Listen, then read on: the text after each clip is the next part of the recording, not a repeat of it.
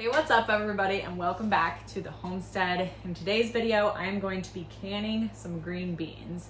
We got this nice big bag here.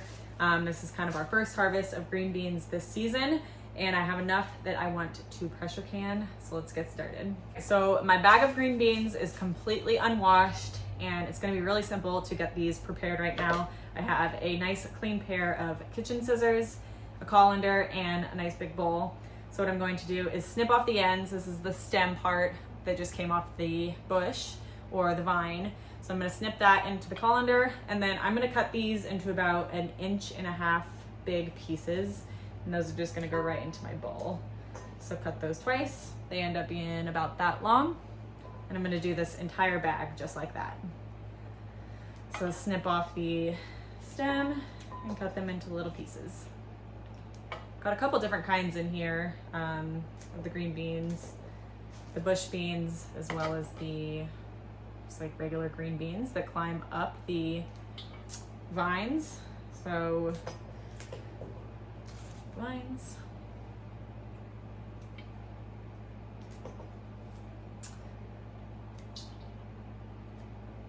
I am still very, very new at pressure canning. I have found the process to be quite intimidating. So I've used my pressure canner a few times and I had good luck with it. So I don't know why it intimidates me so bad, but I think that is probably pretty common for people that are just getting into, I guess, growing their own food and preserving their own food, even though it's something that people have been doing for, I don't even know how many years, hundreds of years.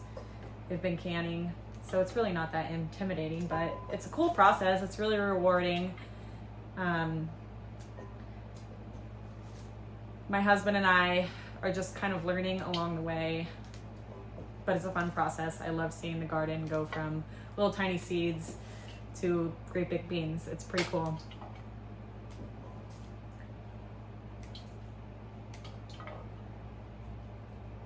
I'm not sure how many this is gonna get me. I'm hoping at least like 6 or 7 pints, which isn't a crazy amount, but this is just the first batch of beans that we're getting.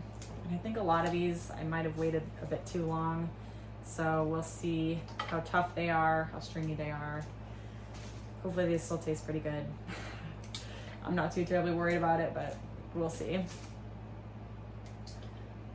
So I'm just snipping off the ends. The ends are going into this colander, and then the chickens will get them. I have a feeling they're going to absolutely love them. So just snipping off the one end, really, that was growing on the plant.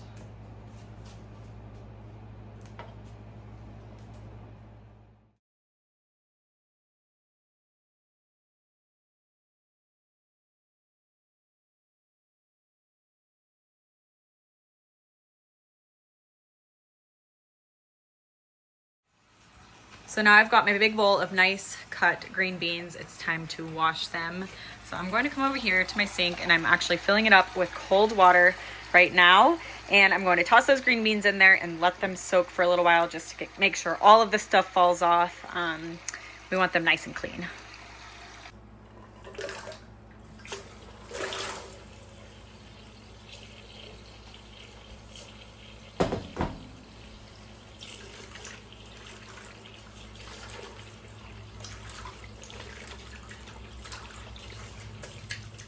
All right, you guys, before we get any further, I would like to thank FlexiSpot, which is the sponsor of today's video. FlexiSpot is completely changing the game of office furniture. They understand the importance of being comfortable while we work, whether we prefer to sit or stand. FlexiSpot gets it. Plus, they know how much time most of us spend actually working, so they want us to be as comfortable as possible without sacrificing style. The E7 premium standing desk from FlexiSpot comes in a large variety of color and accessory options to ensure that your personal preference and style can be easily satisfied, all while giving your budget plenty of wiggle room. Not only is the E7 standing desk from FlexiSpot super stylish and versatile, but it's also really, really strong and sturdy. It can hold some weight, so I'm not worried about this lifting me up and down. It's going to stay strong and sturdy for many years to come. Whether you prefer to stand and stretch your legs while you work or sit comfortably, FlexiSpot gives you the option to create that versatile workspace.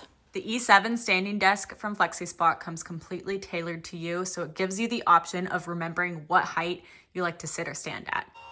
So all you do is pick a height and then press the mode button, and then 1 or 2, 1 for standing and 2 for sitting, and the desk will remember that for you. So I'll go to number 2, and it remembers the height I like to sit at. I already mentioned how sturdy this desk truly is, but I've got a glass of iced tea sitting here and I am not worried about having that right next to my most expensive item. So I'll go ahead and press the standing right here. It's just gonna sit there. You can see it's not moving at all. It is so sturdy. If you're looking to really elevate your workspace, FlexiSpot has tons and tons of options for you. So by clicking the link in our description box below and using our code, you can get 10% off an order of $500 or more.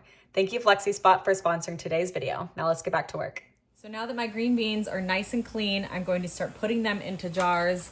I'm not gonna do a lot of seasoning. I think I'm just going to do about 1/4 of a teaspoon of canning salt.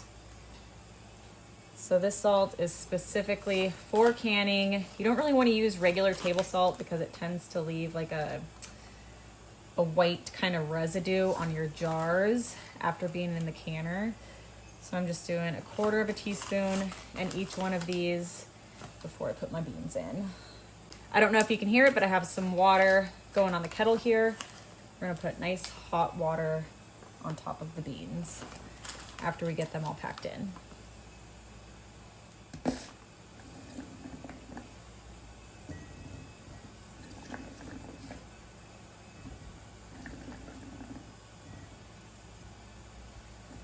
Okay, once I add the water to these, I'm going to kind of push them down and get them all packed really tightly, get the air out of there. We don't want a lot of space since we are raw packing these.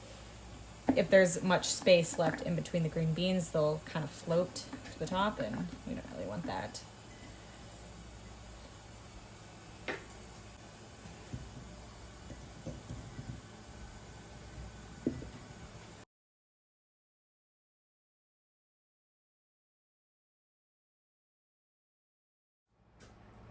I'm gonna start putting my hot water in. We want to leave about 1 inch of headspace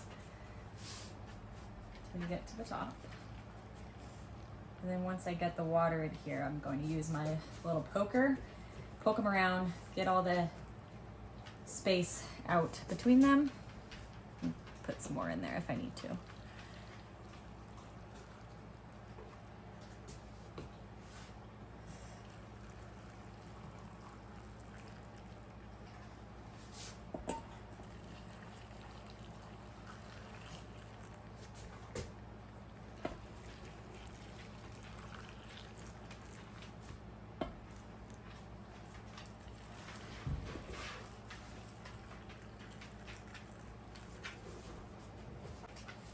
So I'll use my poker, just make sure these are as close together as they can possibly be.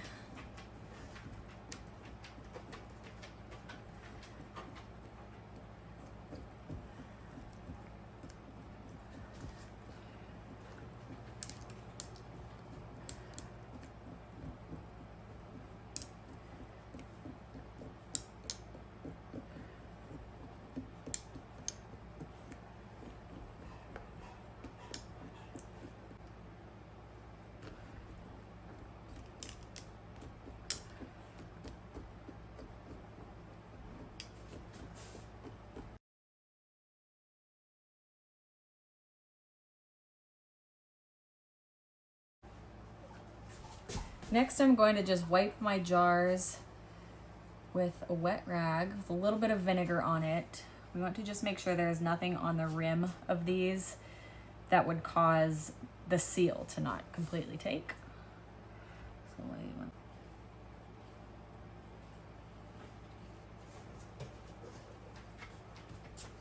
my lids have been soaking in hot water for a little while now. This loosens up the glue that is around it to help it seal just a little bit better.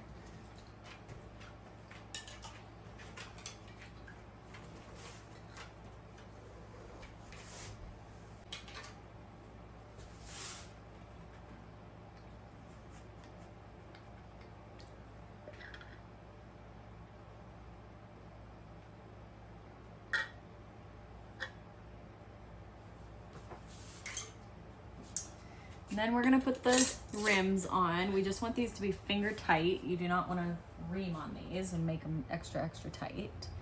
So just finger tight.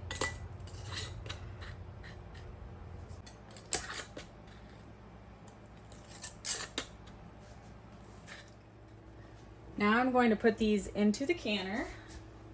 You're going to want 1.5 to 2 inches of warm water in the bottom of your canner before you begin putting your jars in.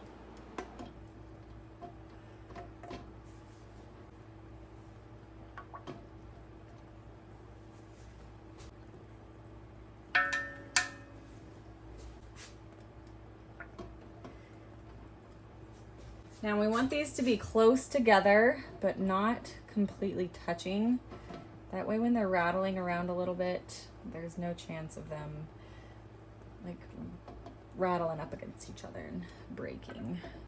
I've got a couple more jars than I thought I was going to have, which is a good thing. So we'll just put that rack right there so we don't have to stack these directly on top of each other. Put the last 2 in.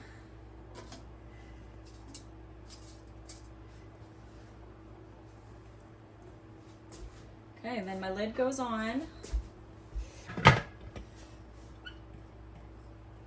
Lid goes on and we'll lock it and wait for this to get up to pressure. So I'm looking for about 11 pounds of pressure. Once the vent here starts steaming, then we're going to put our weight on. I've got a nice steady stream of steam coming out of the vent here. So what I'm going to do next is put on the weight. I'm using an oven mitt because it is hot. I will put on my weight and wait until we are at about 10 pounds of pressure, and then I will start my timer for 20 minutes. All right, so my green beans have been in the canner for 20 minutes and I've released the pressure. We're gonna wait for it to get back down to 0. Let it stand, all the pressure will be released, and then we'll open it up.